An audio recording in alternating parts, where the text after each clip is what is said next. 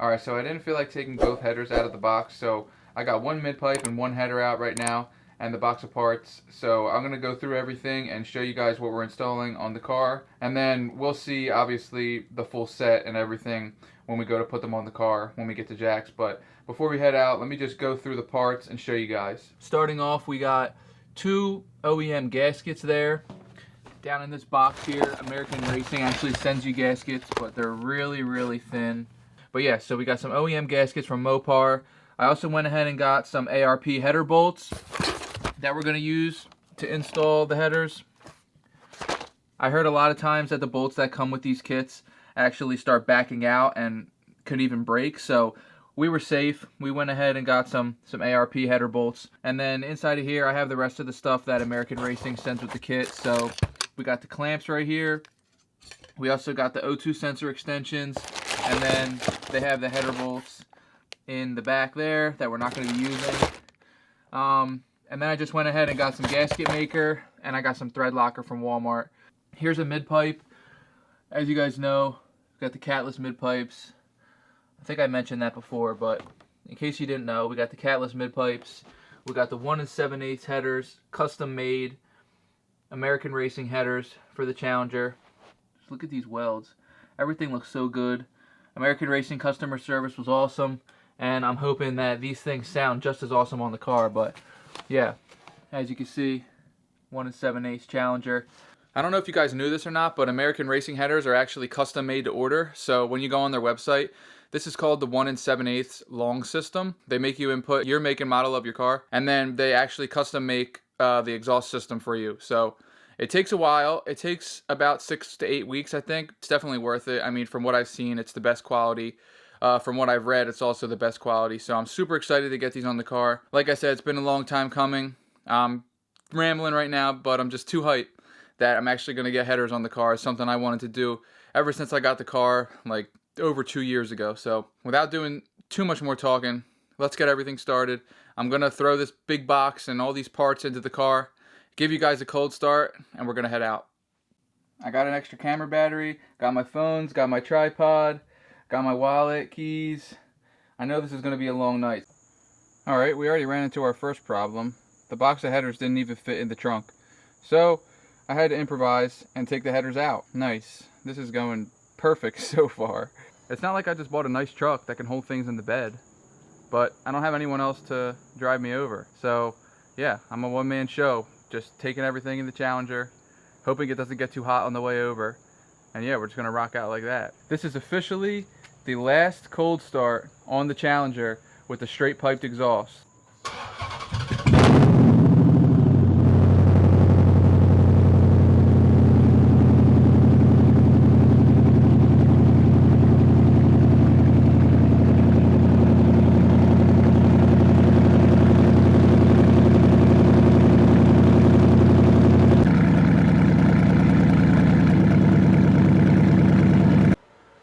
Alright, first update of the night, but we got the car up on the lift. Jack's spraying the bolts with some PB because this pipe is really cold right now.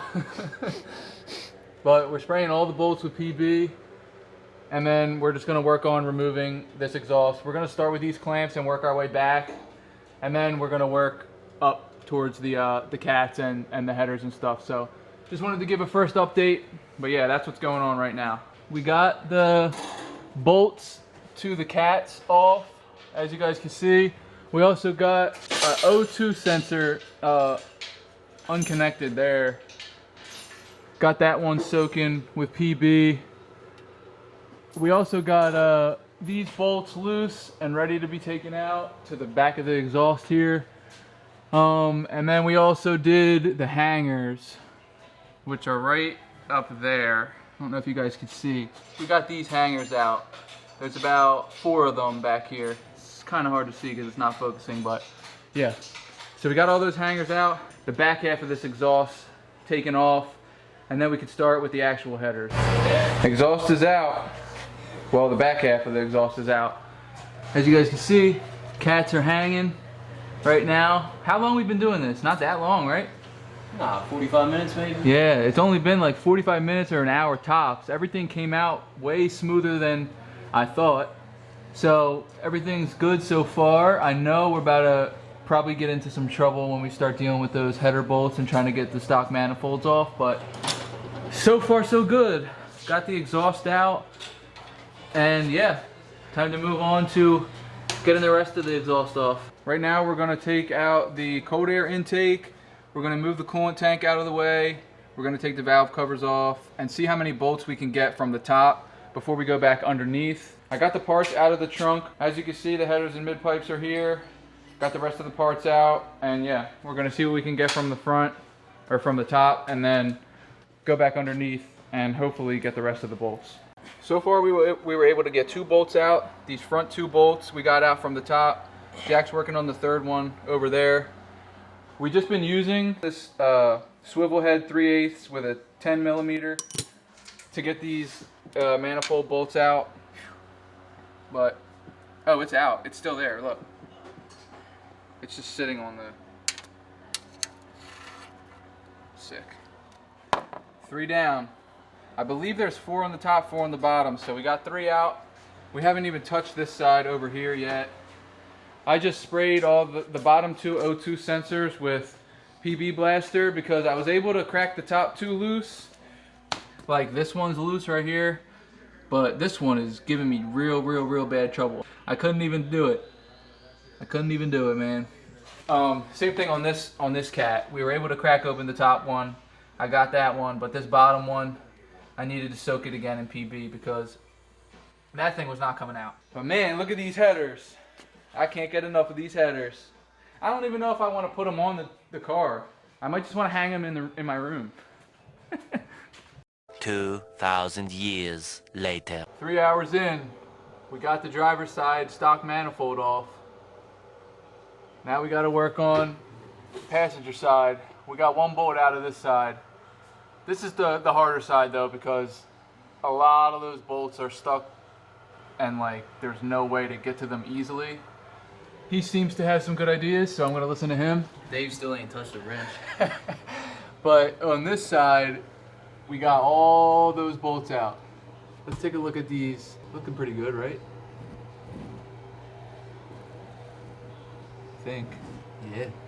It's looking pretty good. Let's take a look at this stock manifold we got out. Dang. This thing's old, dog. We broke a stud, though. He broke a stud. Nah, that was not me. I wasn't there for that. Nah, we had to break it, though, because that bolt just literally rusted off. But, yeah, got this one off. Next is passenger side. All right, guys, we're about 4 hours in. We got 12 header bolts out. There's 16 total. So we got the dipstick bolt left to do, and then the 3 on the bottom of the passenger side. And then we should be able to get the passenger side manifold out. This has been kind of annoying taking the passenger side out because the bolts are so hard to get to. I got marks all over my arms from trying to squeeze my hands into tight spaces. We ended up moving the fuse box out of the way. We didn't remove the dipstick. We didn't remove the alternator or the coil packs or anything like that. Yeah, we got 4 more bolts to go. Like I said, 1, the dipstick bolt, which is a top bolt on the passenger side, and then 3 of the bottom bolts on the passenger side that we're hoping to get with the car now up in the air. We're about 4.5 hours in, I think, maybe 5 hours in, but the hardest part is trying to get sockets and extensions in and get these bolts out. We're doing the best we can. Definitely helps having this on a lift. It's no way I was going to be able to do this on jack stands. So shout out to Jack for letting me and helping me out and letting me use his lift and his tools to get this job done. But yeah, we're going to crank out the rest of these bolts, and I'll give you guys an update when the other manifold's out. I got this out all by myself. We got the other manifold out. As you guys can see, check it out. Stock manifolds are out. That's what we're looking like. That's what we're looking like. It's about 10:40, or no, like 10:30 right now. Let me show you guys underneath the car. We've got the whole entire exhaust out, all the way up. We still got to take the heat shields out, but the exhaust is all out. Stock manifolds, stock cats, the rest of my exhaust, all the way out to the tips. Everything's out. So we got the removal done. And honestly, would you say that was what you thought? Harder than you thought? Or No, that was light. I don't know what you're talking about your tip for. All right, so apparently it wasn't as bad as he thought, but I won't lie, this is brutal. This is definitely awful. We're probably just gonna call it and pick back up tomorrow. We're working for a solid like 6 hours, 5 hours, so yeah, we're gonna probably call it now, and I'll get back with you guys tomorrow when we install the headers and we actually put the rest of the exhaust on and get our first startup. So I'm super hyped for that. Thank you guys for watching this far. Stay tuned for when I pick the camera back up, when we put the rest of the exhaust on and finish up the header install. We're back, day 2. First thing we just did is take off these heat shields. Now it's time to install the new headers. So we're gonna go in here and grab some thread locker and the gasket maker. Gotta open up these OEM gaskets. And now we're gonna place the gaskets, and then we're gonna put 4 of these header bolts in. We're gonna put 4 on the bottom. I think we're gonna start with, let's start with the driver's side first. So we'll put 4 bottom bolts in on the driver's side to hang the header off of, and then put the remaining top ones in, and hopefully that allows us to keep the header up there while we screw the top bolts in. That's what I read on the forums. That's what we're gonna go ahead and do. I'm gonna unbox these gaskets, throw some gasket maker on it, and we're gonna try and see if we can hang this header. All right, so we got the driver's side header hanging on the bottom 4 bolts. I don't really think you guys are gonna be able to see all the way up there because it's pretty dark, but we do have it hanging on the bottom 4 bolts, and we got the gasket up in there with a little bit of gasket maker on the side touching the engine block. Gonna tighten the rest of the bolts up by hand, get the top bolts tightened in, and then we should be good to go. My lens is an autofocus lens, so it's probably not grabbing focus, but all the way up there is where Jack's tightening in these bolts. So if we're looking at the header of the one we didn't do yet, the OEM gaskets that you get, the one side's going to be metal, and then the other side is going to be like a soft side, they call it. I don't know if you guys can see that, but it's got like dots on it. But this side with the metal is where the gasket maker goes on, and this is the side that actually touches the engine. This other side here is what touches the header. So yeah, I just wanted to explain that because it's probably going to be helpful if you're doing this. All right, we got the driver's side header on fully. We were able to put every bolt in by hand from the bottom, and then we just had to put the 2 of the top bolts in from obviously the top because the car's on the ground now, as you guys can see. But yeah, all the bolts are in, they're hand tight. Now Jack is just looking at the torque wrench to see, you know, what it feels like for the torque specs. We're just gonna see if we can tighten these down to spec and then move on to the other side. But yeah, you're able to put all the bolts in on the new headers from the bottom, aside from 2 of the top ones. I guess you could say the most left 2 bolts. Got both headers in, passenger and driver side. Now we're just tightening the bolts down to about 18 foot-pounds. Jack has a feel for what that feels like because it's exactly 18.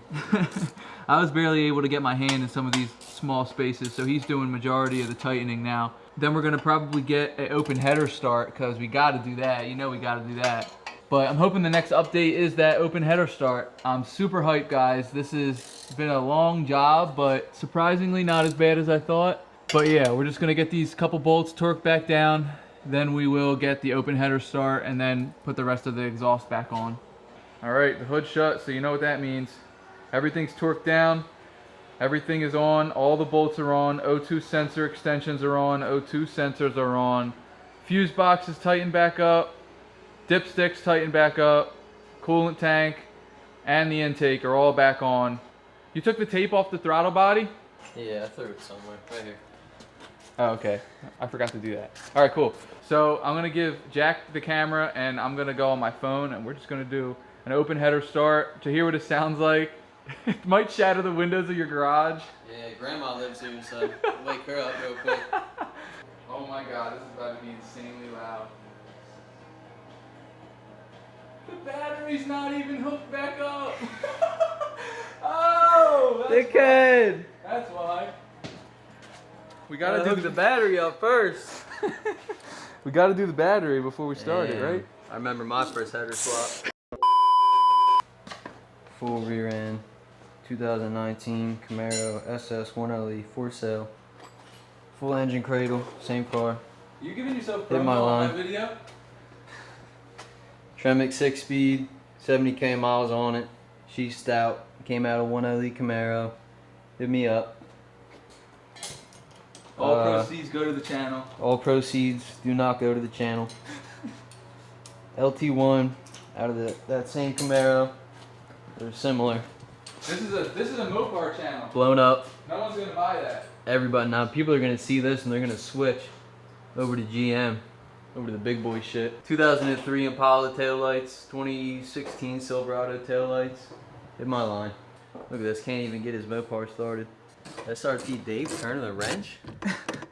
Stop playing. We do all of our God. work. Damn, that big ass battery. Open header start, baby. Let's get it. Open header start. Uh-oh.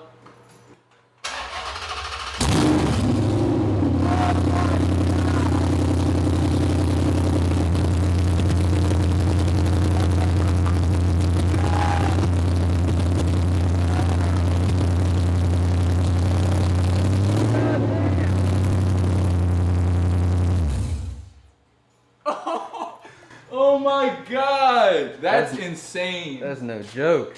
Bro. Open header start. Uh-oh. Oh my god!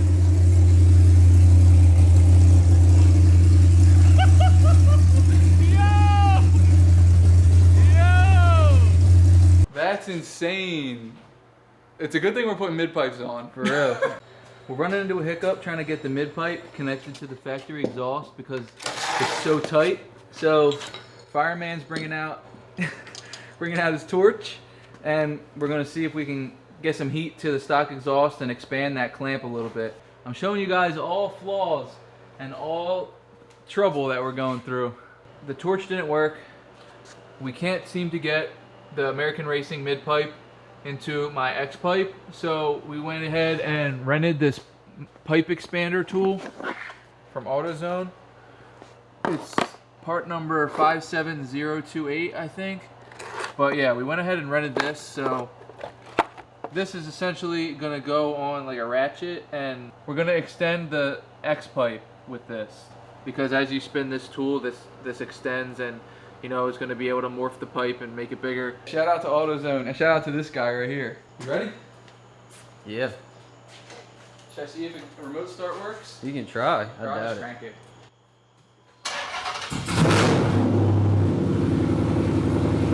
That sounds good.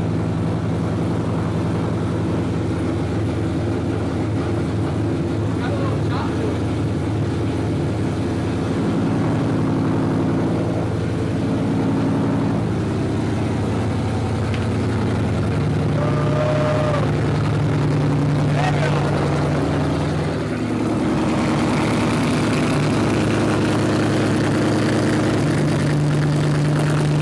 That thing sounds great.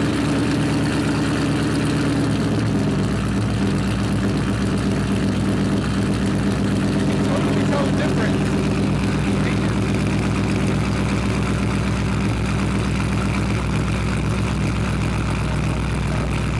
I feel that difference coming out the garage.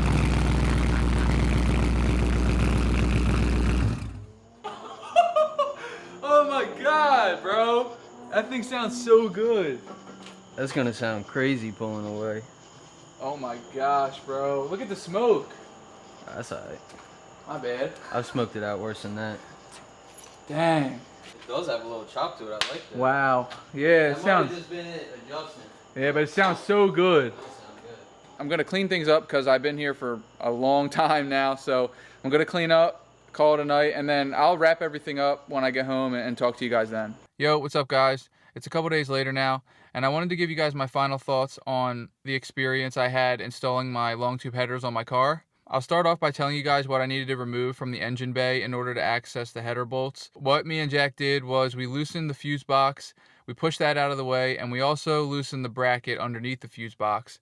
and we're able to push both of those things out of the way a little bit just to get enough room for our hands to go down the passenger side and get those header bolts. Another thing we removed is the cold air intake, obviously. We also pushed the coolant tank out of the way, and that's pretty much it. Everything else stayed on the car. We taped up the throttle body just so nothing would get in there while we had everything apart. But that's pretty much everything we took off. I know a lot of different Longtube headers videos recommend taking off various things, but that's what I did. That's what seemed to work for us. Throughout the video, I did give updates on which bolts you could get from the top and which bolts you could get from the bottom. So I think that would definitely be helpful in knowing before you start this job, is knowing when you should stand above the car and attempt to get bolts out through the engine bay, or when you should be on the bottom trying to get bolts out. That's pretty important, especially if you're doing this on jack stands, which I would not recommend you do. You're going to want to know what bolts you can get from what spots. So that's definitely a helpful tip. That leads me to my next point. I was originally going to buy all the tools for this job. I was going to do this on jack stands in my driveway by myself, even though I knew it would take probably a couple weekends to do. I'm super glad that I was able to utilize Jack's lift, because that allowed the job to be so much easier. You had no idea how hard that would have been doing that on my back on jack stands in my driveway. I probably wouldn't even have been able to do it. I didn't even have all the tools that I would have needed for the job, so I would have had to go out, buy all the tools that I thought I would have needed. Obviously, stuff goes wrong when you start doing jobs on your car. Everybody knows that. So I would have had to go back out, buy more tools, come back, see if that would work. It would have just been a whole nightmare. So I'm glad that we were able to do it in Jack's garage, and he had all the tools we needed. The only thing we needed, like I showed you guys, was that pipe expander from AutoZone, which we rented. The cool thing I learned about AutoZone is that you can rent tools there, and you pay for the cost of the tool, and then you get your full refund when you return the tool back. So they essentially let you borrow tools for free. That's a good point that you got to keep in mind, because I did not know that. Another thing that helped me in the install was having two people, especially someone with a bit smaller hands. Since Jack had smaller hands than me, he was able to get a lot of the bolts I couldn't get, and that was super, super helpful. Without him, I don't even think we probably would have got the job done. I wouldn't have been able to get those bolts.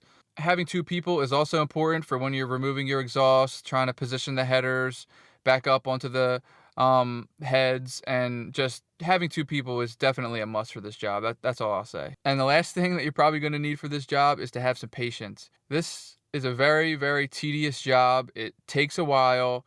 You have to prepare for it to take a while, and you just got to assume that it's going to take hours and hours and hours to do. We didn't have any time limit. We had Saturday, Sunday, and then Labor Day was Monday, so we had the third day, which was good if we needed it, but we didn't even need it. We got it done in 2 days. It took us about 10 hours total over the course of both days. It would have took us a lot less time if we didn't need to expand my stock exhaust to fit the mid-pipes. That took a lot of time out of the job because we had to go to AutoZone, get the part, come back, use it, install the exhaust. It just took a while. But yeah, it took us like 10 hours total. Everything else was easy. We didn't really have any hiccups aside from struggling to get a few bolts out here and there, but that's expected. And when that happened, we just went to try and do something else, do another part of the job, and then came back to the bolts, and we were able to get them off eventually. It takes a lot of patience. So make sure you have that when you're going into the job, because that's one thing I learned about working on cars is you gotta have patience.